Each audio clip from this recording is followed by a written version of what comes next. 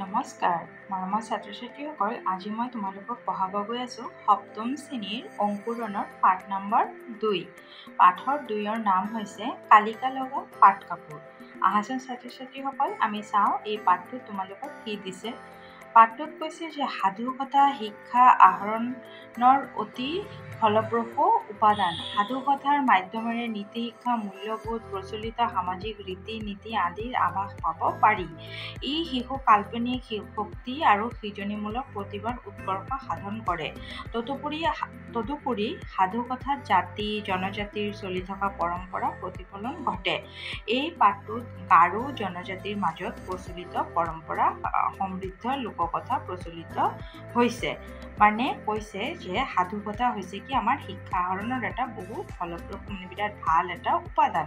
সাধু কথা আমাক কোনে কয়? আমাৰ ককা আইতাসকলে আমাক কি কয়? সাধু কথা কয়, হয়নে নাই? সেই সাধু কথাত আমি কি পাওঁ? বহুত বেলেগ বেলেগ ধৰণৰ আমি গল্প কাহিনী শুনিব পাওঁ। তেনেকৈ এটা গাৰো জনজাতিৰ মাজত প্ৰচলিত পৰম্পৰা এটা সমৃদ্ধ এটা লোককথা, সেই লোককথাটো ইয়াত তুলি ধৰিছে। সেইটোও আমি পঢ়িম যে কালিকা লগা পাট কাপোৰ। ঠিক আছে। আৰু কৈছে যে ই শিশু কাল্পনিক শক্তি আৰু সৃজনীমূলক, আৰু আমি কি হয় কেতিয়াবা কিছুমান সাধু শুনি আমি বহুত এটা চিন্তাৰ জগতলৈ, এটা কাল্পনিক জগতলৈ যাওঁগৈ, হয়নে নাই? আমি তাতে যাওঁ আৰু সেই কাল্পনিক জগতখনত আমি ৰাজকন্যা ৰাজকুমাৰ থাকে, ৰাণী থাকে, মহাৰাণী থাকে, ৰজা থাকে, এনেকুৱা বিভিন্ন ধৰণৰ সাধু কথা আছে। যি সাধু কথাসমূহ শুনিলে আমাৰ লাগে যেন সঁচাকেই যেন এটা ৰাজপ্ৰাসাদৰ গল্প শুনি আছোঁ বা কৈ আছোঁ। তেনেকুৱাই ইয়াত এটা কালিকা লগা পাট কাপোৰত তোমালোকে তেনেকুৱা ধৰণৰে এটা গল্প পঢ়িব পাৰিবা। ঠিক আছে। এতিয়া আহাচোন আমি চাওঁ এই পাঠটোত কি দিছে। মই অলপ তোমালোকক পাঠটো অলপ বুজাই দিব চেষ্টা কৰিছোঁ। ঠিক আছে। কৈছে চোৱা, বহু যুগৰ আগৰ কথা, আছিক দেশত এজন বৰ চহকী মানুহ আছিল। কিছু কৈছে বহুত আগৰ কথাৰো আছিক দেশৰ নামটো কি? দেশৰ নামটো হৈছে আছিক। পৰ্বতীয়া জাতিসমূহৰ মাজত কেতেবোৰ মাতৃ প্ৰধান জাতি আছে। মাতৃ প্ৰধান জাতি মানে কি বুজি পোৱা নে? মানে যোনটো জাতিতে কি হ'ব, যি জাতিটোত মাই প্ৰধান, মাই হৈছে মুৰব্বী। আমাৰ ঘৰৰ মুৰব্বী কোন? আমাৰ দেউতা। আমাৰ ঘৰৰ মুৰব্বী কোন বুলি ক'লে আমি কি কওঁ? আমাৰ দেউতা, হয়নে নাই? কিন্তু সেই জাতিটোত কি হৈছে ঘৰৰ গাৰ্জিয়ান কোন বুলি ক'লে মাক আগতে ক'ব। ঠিক আছে। তো যিহেতু আমাৰ দেউতা ঘৰৰ হেড আৰু গাৰ্জিয়ান, তো সেইকাৰণে আমাৰটো হৈছে কি পিতৃপ্ৰধান। আৰু এতিয়া ইয়াত যি পাঠটো পঢ়িম সেইটো যিটো জাতিৰ কথা কৈছে তাত কৈছে কি মাতৃপ্ৰধান। ঠিক আছে। কৈছে আছিক দেশৰ লোকসকলো কি হৈছে? মাতৃপ্ৰধান জাতি। মাতৃপ্ৰধান সমাজৰ ছোৱালী পিতৃ মাতৃৰ সম্পত্তিৰ উত্তৰাধিকাৰী হয়। ঠিক আছে। আৰু সেই নিয়ম অনুসৰি আছিক দেশৰ চহকী মানুহগৰাকীৰ ছোৱালীজনীও মাক বাপেকৰ সম্পত্তিৰ উত্তৰাধিকাৰী হ'ল। সময়ত এজন দেখনীয়া ডেকাৰ লগত তাইৰ বিয়া পতা হ'ল। আৰু সেই ধনী মানুহজনৰ ছোৱালীজনী কি কৰিলে? এজন দেখনীয়া ডেকাৰ ল'ৰাৰ লগত বিয়া পাতি দিলে। কি কৈছে? বাপেকে ছোৱালীজনীক আন সম্পত্তিৰ লগতে এখন কালিকা লগা বন কৰা পাট কাপোৰ দিছিল। জীয়েকে জোঁৱায়েকে কাপোৰখন সযতনে ৰাখিছিল।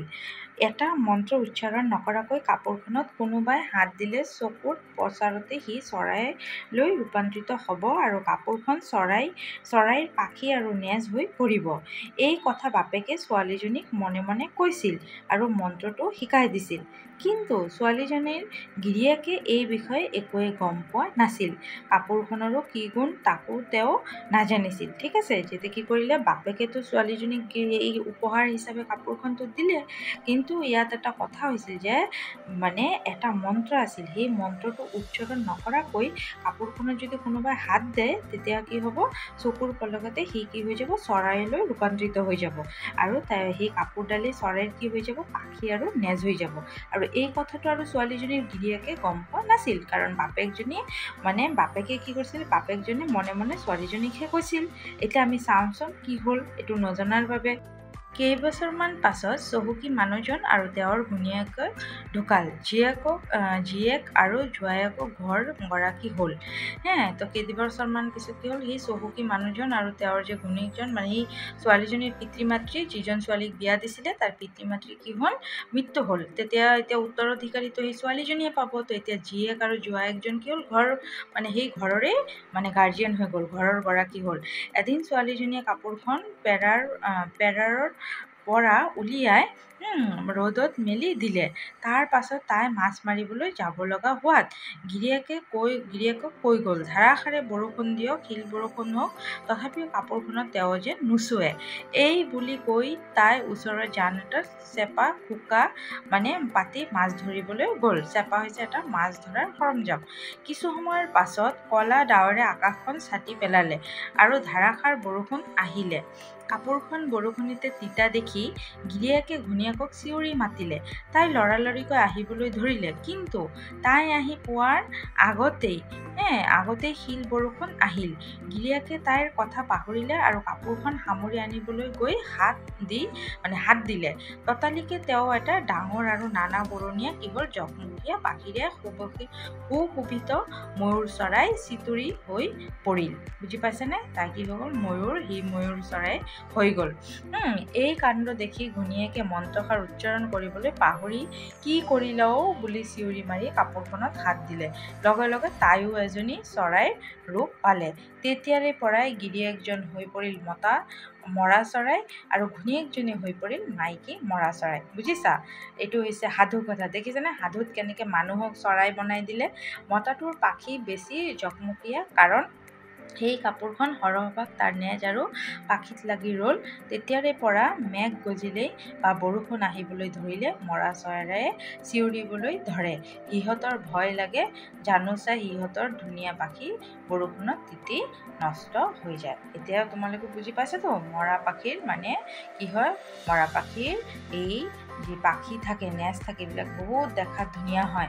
আৰু যেতিয়াই বৰষুণৰ শব্দ শুনে তেতিয়াই মৰা চৰায়ে ভাবে যে আমাৰ এই ধুনীয়া পাখিখিনি বৰষুণত তিতি পেলাই নষ্ট হৈ যাব। আৰু সেইকাৰণে বৰষুণ দিলে কি হয়, পাখিকেইটা মেলি ৰাখে আৰু সিহঁতে নিজক বচাবলৈ চেষ্টা কৰে আৰু চিঞৰি মাতি থাকে। এইটোৱে আছিল সাধু কথা। এতিয়া উৎসটো কি দিছে চোৱা, কৈছে পৰ্বতীয়া সাধু, মানে এইটো এটা গাৰো সাধু। সংকলক সত্যেন্দ্ৰ নাথ বৰকটকী, প্ৰকাশক অসম প্ৰকাশন, ইয়াৰ পৰা মানে এইটো হেৰি কৰিছে। সংকলনটো কোনে কৰিছে? সত্যেন্দ্ৰ নাথ বৰকটকী। বুজি পালা? এতিয়া এই মানে কালিকা লগা পাট কাপোৰটো, মানে এই পাট কাপোৰটোত কি এটা অভিশাপ ৰূপেহে পৰিণত হ'ল গৈ লাষ্টত গৈ, নহয় জানো? তেনেকুৱাহে হ'ল যে দুইজনে গৈ পেলাই কি হ'ল, চৰাই ল'লে। তো এইটোৱে আছিল তোমালোকৰ গল্পটো। এতিয়া আহাচোন আমি চাওঁ কি দিছে, অনুশীলনীত কি দিছে, শব্দৰ অৰ্থসমূহ কি দিছে, সেইসমূহ মই তোমালোকক বুজাই দিবলৈ চেষ্টা কৰিম। আহাচোন ছাত্ৰ ছাত্ৰীসকল, চাওঁ কি দিছে। শব্দৰ অৰ্থসমূহ চোৱা। এই শব্দৰ অৰ্থসমূহ নহয় তোমালোকে ধুনীয়াকৈ শিকি ৰাখিবা, কাৰণ আজিকালি নহয় পৰীক্ষাৰ ভিতৰৰ বস্তুসমূহতহে কিতাপত, মানে ভিতৰৰ বস্তুসমূহত বেছি চৰকাৰে গুৰুত্ব দিব দিছে। বুজিছা? তো সেইকাৰণে শিক্ষকসকলে কি কৰে, এই ভিতৰৰ পৰাই প্ৰশ্নসমূহ কিছুমান কাটি দিয়ে। তেতিয়াহ'লে তোমালোকে যদি এই ভিতৰৰ বস্তুখিনি খুচৰি মাৰি নপঢ়া, তেতিয়াহ'লে তোমালোকে লিখিব নোৱাৰিবা। ঠিক আছে? তোমালোকক পঢ়াই দি আছোঁ চোৱা। চহকী মানে হৈছে কি, ধনী মানুহ, ধনী। দেখনীয়াৰ মানে সুঠাম আৰু দেখিবলৈ ধুনীয়া। বন কৰা মানে হৈছে কি, বেজীৰে গুণাৰ ফুল তুলি শোভিত কৰা। ৰূপান্তৰিত মানে কি, গড় বা আকাৰ সলনি হোৱা। পেৰা মানে হৈছে ধন বস্তু সুমুৱাই থোৱা, সঁচাৰ লগোৱা বা নলগোৱা কাঠৰ বাকচ। জকমকীয়া মানে কি, নানা ৰঙৰ জিলিকনি থকা, চকমক কৰা। তাৰপিছত প্ৰচলিত মানে চলিত থকা। সুশোভিত মানে হৈছে সুসজ্জিত বা অতি শোভাযুক্ত, মানে খুব ধুনীয়া বস্তু। আৰু সৰহ মানে হৈছে কি, অধিক, বহুত বা অনেক। তো সৰহ যদি কয় সমাৰ্থক শব্দ লিখা, তেতিয়া তোমালোকে অধিক বুলি ক'লেও সৰহ বুজাব, বহুত বুলি ক'লেও সৰহ বুজাব, অনেক বুলি ক'লেও কি হ'ব, সৰহকে বুজাব। বুজি পাইছাতো? সুশোভিত মানে হৈছে সুসজ্জিত, অতি বা শোভাযুক্ত। এতিয়া আহাচোন ছাত্ৰ-ছাত্ৰীসকল, ইয়াত পাঠভিত্তিক ক্ৰিয়াত প্ৰশ্নসমূহ তোমালোকক কি দিছে চোৱা। মই তোমালোকক নহয় প্ৰশ্নৰ উত্তৰখিনিহে এটা বহীত ধুনীয়াকৈ লিখি দিছোঁ। প্ৰশ্নসমূহ আৰু মই বহীত লিখা নাই। তোমালোকে কিতাপৰ পৰা প্ৰশ্নটো চাই চাই উঠাই ল'বা, আৰু মই যেনেকৈ উত্তৰসমূহ লিখাই দিছোঁ তেনেকৈ তোমালোকে উত্তৰসমূহ নিজৰ বহীত লিখি ল'বা, তেতিয়া হৈ যাব। ঠিক আছে, আহাচোন প্ৰশ্নসমূহ কি দিছে আমি চাওঁ। ক নম্বৰ প্ৰশ্ন হৈছে চহকী মানুহজন কোন দেশৰ আছিল? কোন দেশৰ আছিল? আছিক দেশৰ। খ নম্বৰ দিছে চহকী মানুহজনৰ ছোৱালীজনী কাৰ লগত বিয়া হৈছিল? ঘ নম্বৰ প্ৰশ্ন হৈছে ছোৱালীজনীক আন আন সম্পত্তিৰ লগতে আৰু কি দিয়া হৈছিল? ঘ নম্বৰ প্ৰশ্ন দিছে কালিকা লগা কাপোৰখন দিওঁতে দেউতাকে কি কৰিছিল? ঙ নম্বৰটো দিছে আছিক সম্প্ৰদায়ত সম্পত্তিৰ উত্তৰাধিকাৰী কোন? ছোৱালীজনীয়ে কাপোৰখন ৰ'দত মেলি দি কলৈ গৈছিল? 6 নম্বৰ দিছে কাপোৰখন চুই দিয়াৰ লগে লগে গিৰিয়েকজন কিহলৈ ৰূপান্তৰিত হ'ল? এতিয়াতো মই তোমালোকক গল্পটো ধুনীয়াকৈ সাধুটোতো বুজাই দিছোঁ। এই সাধুটো যেতিয়া বুজাই দিছোঁ তেতিয়াহ'লে তোমালোকে নিশ্চয় এতিয়া পাৰিবা উত্তৰখিনি কৰিবলৈ। তথাপিও মই লিখাই দিছোঁ, আহাচোন চাওঁ উত্তৰখিনি কেনেকৈ। এয়া ক নম্বৰ প্ৰশ্নটো আছে চহকী মানুহজন কোন দেশৰ আছিল? উত্তৰটো কি হ'ব? কৰ উত্তৰটো হ'ব চহকী মানুহজন আছিক দেশৰ আছিল। ঠিক আছে। খ নম্বৰ প্ৰশ্নটো আছে কি চহকী মানুহজনৰ ছোৱালীজনী কাৰ লগত বিয়া হৈছিল? উত্তৰটো কি হ'ব? চহকী মানুহজনৰ ছোৱালীজনীয়ে এজন দেখুনীয়া ডেকাৰ লগত বিয়া হৈছিল। ঠিক আছে, দেখুনীয়া ডেকাৰ লগত বিয়া হৈছিল। ঘ নম্বৰ প্ৰশ্নটো কি আছে ছোৱালীজনীক আন আন সম্পত্তিৰ লগতে আৰু কি দিয়া হৈছিল? ঘ নম্বৰ উত্তৰটো হ'ব ছোৱালীজনীক আন আন সম্পত্তিৰ লগতে এখন কালিকা লগা বন কৰা পাট কাপোৰ দিয়া হৈছিল। ঘ নম্বৰ প্ৰশ্নটো দিছে যে কালিকা লগা কাপোৰখন দিওঁতে দেউতাকে কি কৈছিল? তো ঘ নম্বৰ উত্তৰটো তোমালোকে এনেকৈ লিখিবা কালিকা লগা কাপোৰখন দিওঁতে দেউতাকে তাইক কৈছিল এটা মন্ত্ৰ উচ্চাৰণ নকৰাকৈ কাপোৰখনত কোনোবাই হাত দিলে চকুৰ পচাৰতে সি চৰাইলৈ ৰূপান্তৰিত হ'ব আৰু কাপোৰখন চৰাইৰ পাখি আৰু নেজ হৈ পৰিব। বুজি পাইছা? ঙ নম্বৰটো কি হ'ব? ঙ নম্বৰটো কৈছে আছিক সম্প্ৰদায়ত ছোৱালীবোৰ মানে ঙ নম্বৰ প্ৰশ্নটো আছিল আছিক সম্প্ৰদায়ত সম্পত্তিৰ উত্তৰাধিকাৰী কোন হয়? তো ঙ নম্বৰ উত্তৰটো হ'ব আছিক সম্প্ৰদায়ত ছোৱালীবোৰ সম্পত্তিৰ উত্তৰাধিকাৰী হয়। তাৰপিছত 6 নম্বৰ প্ৰশ্নটো আছে যে ছোৱালীজনীয়ে কাপোৰখন ৰ'দত মেলি দি কলৈ গৈছিল? চৰ উত্তৰটো হ'ব ছোৱালীজনীয়ে কাপোৰখন ৰ'দত মেলি দি মাছ মাৰিবলৈ গৈছিল। তাৰপিছত নেক্সট ঙ নম্বৰ প্ৰশ্নটো কি হৈছে? দ্বিতীয় নম্বৰ প্ৰশ্নটো কৈছে কাপোৰখন চুই দিয়াৰ লগে লগে গিৰিয়েকজন কিহলৈ ৰূপান্তৰিত হ'ল? কি হ'ব? কাপোৰখন চুই দিয়াৰ লগে লগে গিৰিয়েকজন এটা ডাঙৰ আৰু নানা বৰণীয়া জকমকীয়া পাখিৰে সুশোভিত ময়ূৰ চৰাই মানে চিতৰি হৈ পৰিল। ঠিক আছে, মানে চিতৰিলৈ কি হ'ল? ৰূপান্তৰিত হ'ল। বা তোমালোকে যদি এনেকৈ লিখা কাপোৰখন চুই দিয়াৰ লগে লগে গিৰিয়েকজন এটা মৰা চৰাইলৈ ৰূপান্তৰিত হ'ল, সেইটো লিখিলেও হ'ব। ঠিক আছে ছাত্ৰ-ছাত্ৰীসকল, আশা কৰিছোঁ তোমালোকে খুব ধুনীয়াকৈ বুজি গৈছা। আৰু যদি কিবা বস্তু নুবুজোৱা বা কিবা দৰকাৰ যদি তোমালোকে অসুবিধা পোৱা তেতিয়াহ'লে কমেণ্ট ছেকশ্যনত মোক জনাই দিবা। ঠিক আছে, নেক্সট পেজত কি আছে কেইটা প্ৰশ্ন দিছে চমু উত্তৰ লিখা। ইয়াতো এই প্ৰশ্নসমূহ মই বহীত লিখা নাই, মই খালি প্ৰশ্নৰ উত্তৰসমূহ লিখি দিছোঁ। কিতাপৰ পৰা প্ৰশ্নসমূহ তোমালোকে চাই ল'বা। ক নম্বৰ প্ৰশ্ন দিছে বাপেকে ছোৱালীজনীক দিয়া বন কৰা পাট কাপোৰখনৰ বিশেষত্ব কি আছিল? খ নম্বৰ দিছে গিৰিয়েকজন কিদৰে সুশোভিত চিতৰি চৰাইলৈ ৰূপান্তৰিত হৈছিল?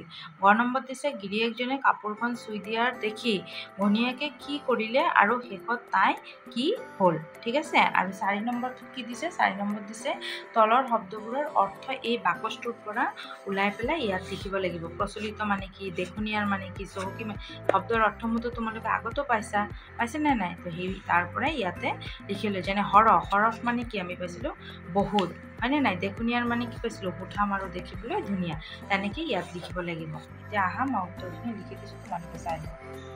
ক নম্বৰ উত্তৰটো হ'ব, ক নম্বৰ প্ৰশ্নটো কি আছিল যে বাপেকে ছোৱালীজনীক দিয়া বন কৰা পাট কাপোৰখনৰ বিশেষত্ব কি আছিল? তো উত্তৰটো তোমালোকে এনেকৈ লিখিবা ছাত্ৰ-ছাত্ৰীসকল, বাপেকে ছোৱালীজনীক দিয়া বন কৰা কাপোৰখনৰ বিশেষত্ব হ'ল এটা মন্ত্ৰ উচ্চাৰণ নকৰাকৈ কাপোৰখনত কোনোবাই হাত দিলে চকুৰ পচাৰতে সি চৰাইলৈ ৰূপান্তৰিত হ'ব আৰু কাপোৰখন চৰাইৰ পাখি আৰু নেজ হৈ পৰিব। ইমানখিনিয়ে।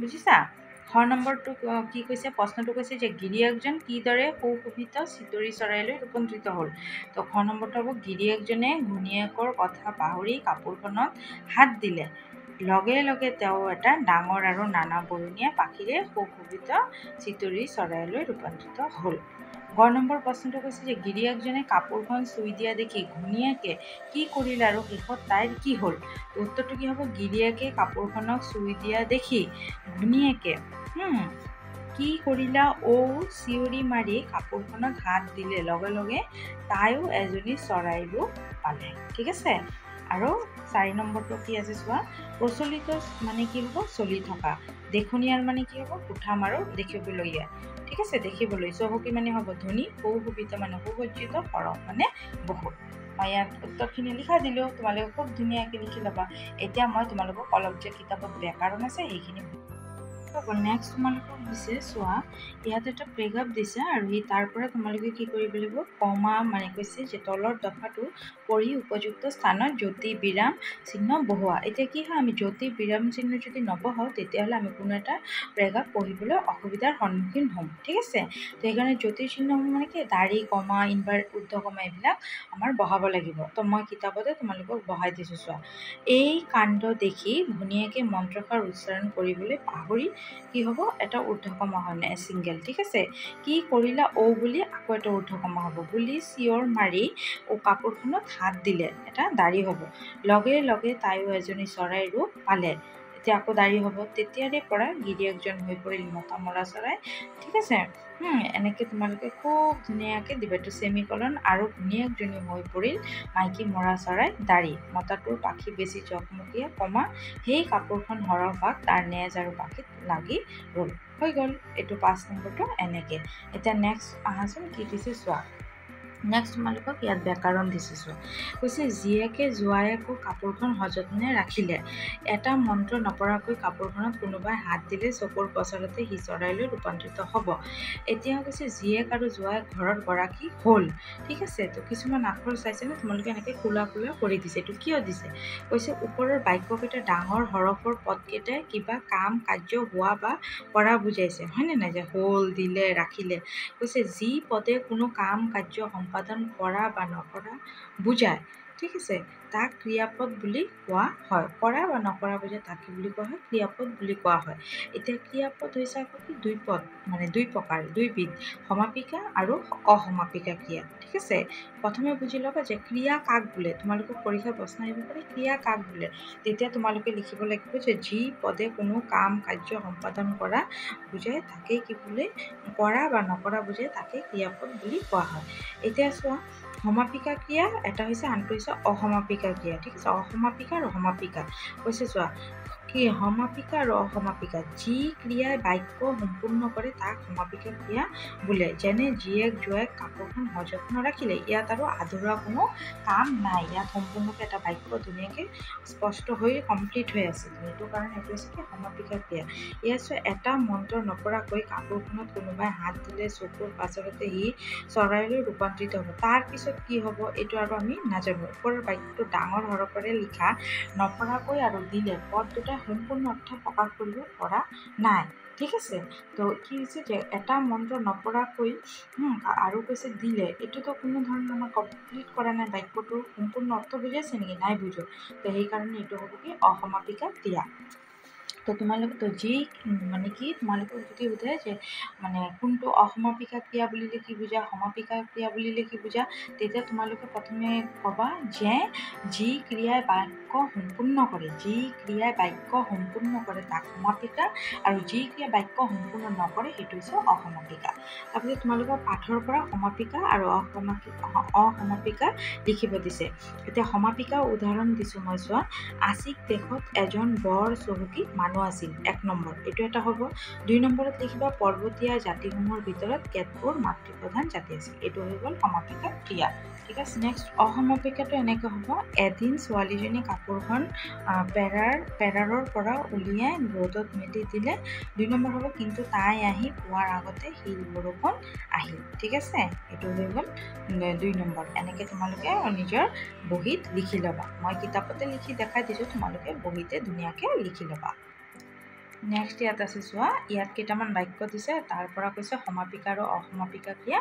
ভাগ কৰি লিখিবলৈ। মই যিবিলাক এনেকৈ দাগ মাৰি দিছোঁ এইবিলাক হৈছে সমাপিকা ক্ৰিয়া, ঠিক আছে। আৰু যি দুটা চাৰ্কেল বনাই দিছোঁ এই দুটা হৈছে কি অসমাপিকা ক্ৰিয়া। মই বাকচতো লিখি দিছোঁ, ঠিক আছে ছাত্ৰ ছাত্ৰীসকল। আশা কৰিছোঁ তোমালোকক ভিডিঅ'টো চাই ভালেই লাগিছে আৰু তোমালোকে বুজি পাইছা। যদি কিবা বস্তু বুজি নোপোৱা তেতিয়াহ'লে তোমালোকে কমেণ্ট ছেকশ্যনত জনাই দিবা আৰু ভিডিঅ'টো ভাল লাগিলে লাইক, শ্বেয়াৰ আৰু ছাবস্ক্ৰাইব কৰি দিবা। অহা ভিডিঅ'ত আকৌ তোমালোকক লগ পাম। আৰু যদি কোনো বস্তু বুজি নোপোৱা, আগৰ ভিডিঅ'সমূহ যোনসকলে চোৱা নাই যিসকলে, সিহঁতে চাই ল'বা প্লে'লিষ্টত গৈ, আৰু এভেইলেবল কিছুমান ভিডিঅ' আছে তাৰ পৰা তোমালোকে চাই ল'বা। আজিৰ ভিডিঅ'খন মই ইয়াতে অন্ত কৰিছোঁ আৰু তোমালোকে মোৰ ভিডিঅ'টো চোৱাৰ বাবে অশেষ ধন্যবাদ। Thank U.